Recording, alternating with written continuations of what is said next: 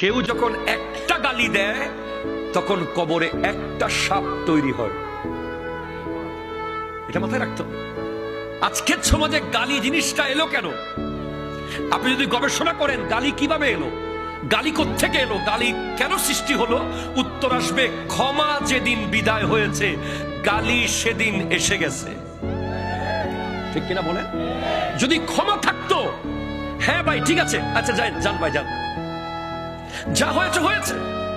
আপনি গাড়িতে বলেন, অফিসে বলেন, রাস্তায় বলেন, সমাজে বলেন, পরিবারে বলেন, জীবনে বলেন, দেশে বলেন, গোটা বাংলাদেশের প্রত্যেকটা সেক্টরে যদি একটা জিনিস ক্ষমা